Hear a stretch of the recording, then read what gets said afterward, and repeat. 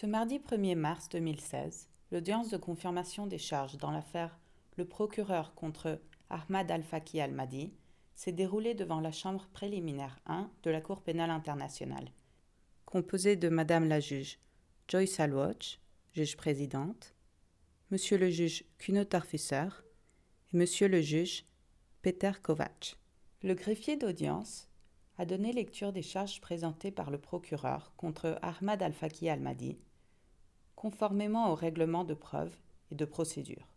Il est allégué qu'Ahmad Al-Faqi Al-Mahdi, né à Agoun, à 100 km à l'ouest de Tombouctou, au Mali, Touareg, de la tribu Ansar Touareg, était une personnalité active dans le contexte de l'occupation de la ville de Tombouctou et était membre d'Ansar Eddine, opérant en étroite association avec les leaders des deux groupes armés et dans le contexte des structures et institutions mises en place par eux.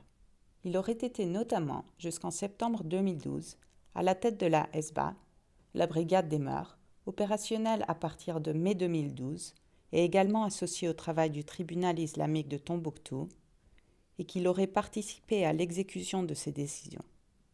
Plus spécifiquement, il aurait été impliqué dans la destruction des bâtiments mentionnés dans le chef d'accusation. Monsieur Al-Mahdi, j'espère sincèrement que vous avez compris la nature des charges qui vous sont reprochées par l'accusation. Oui, j'ai compris les charges. Merci. Thank you very much. Je vous remercie. Le procureur de la CPI, Fatou Bensouda, a présenté les déclarations liminaires de l'accusation. Tombouctou est sur le point de perdre son âme. Tombouctou est sous la menace de vandalisation outrageante.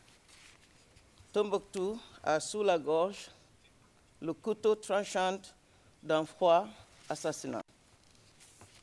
C'est le cri de désespoir qui lancé un habitant de Tombouctou lors de la destruction des mausolées de la ville.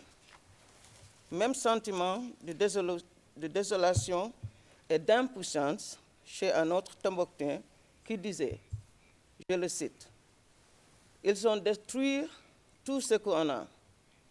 On n'a pas de force pour nous défendre. » Fin de citation. Madame la Présidente, Messieurs les juges, c'est la première fois que mon bureau, sur la base des éléments de preuve recueillis dans le cadre de ces enquêtes, retient un tel chef d'accusation portant sur des biens, des bâtiments religieux et culturels et des monuments historiques. C'est la première fois que cette Cour peut défendre le patrimoine culturel d'une communauté, lui reconnaître sa véritable importance et contribuer à lutter contre le fléau qui le touche et qui est trop souvent le prélude aux pires exactions contre les populations. Enfin, c'est aussi la première fois qu'un suspect dans la situation du Mali est déféré devant cette Cour. Le premier suspect, M. Ahmad Al-Faqi Al-Mahdi, est devant vous, Madame la Présidente, Messieurs les juges. C'est donc l'occasion pour dire aux victimes de ces attaques que nous avons enfin entendu leurs cris de désespoir. Nos investigations se poursuivent et nous attendons faire tout ce qui est à notre disposition pour que les responsables des crimes du statut de Rome qui sont commis au Mali répondent de leurs actes. Durant l'audience de confirmation des charges, l'accusation est tenue détailler chacune des charges avec des éléments de preuve suffisants pour établir l'existence des motifs substantiels de croire que le suspect a commis les crimes qui lui sont reprochés. M. Al-Mahdi est représenté par une équipe de défense dirigée par maître Mohamed Aouni, conseil principal de la défense. Les déclarations liminaires de la défense ont été présentées par maître Jean-Louis Gillissen. Il convient d'y être attentif pour ne pas se tromper, pour ne pas confondre les choses et permettre de comprendre ce que M. Al-Faqi Al-Mahdi essaye de nous dire. La Cour pénale internationale, par sa chambre préliminaire, nous en sommes certains avec Maître Awini, peut, s'il nous est permis, nous articulons respectueusement, doit comprendre ce distinguo.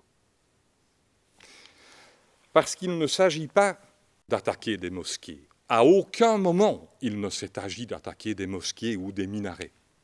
Jamais. Il ne s'agit même pas d'attaquer des tombeaux. Il s'agit, que les choses soient claires, factuellement, d'attaquer des couvertures de tombeaux. Il s'agit de mettre en œuvre des moyens qui visent à libérer les tombeaux d'éléments qui ont été construits sur ceux-ci. Et cette différence apparaît d'importance parce que ce n'est donc pas les tombeaux eux-mêmes qui seront attaqués. Matériellement, les tombeaux seront même, M. Al-Faki El-Mahdi est très clair là-dessus, protégés. Il n'est pas question qu'on touche aux tombeaux ou à ce qu'ils contiennent. Et vous avez donc là toute la difficulté de ce cas. Dans un délai de 60 jours, les juges de la Cour détermineront s'il y a ou non des preuves suffisantes donnant des motifs substantiels de croire que le suspect a commis chacun des crimes qui lui est imputé. Les juges peuvent alors décider de confirmer ou non les charges, renvoyant ou non l'affaire en jugement pour un procès. Les juges peuvent également décider d'ajourner l'audience et de demander au procureur d'apporter des éléments de preuve supplémentaires et ou de modifier les charges.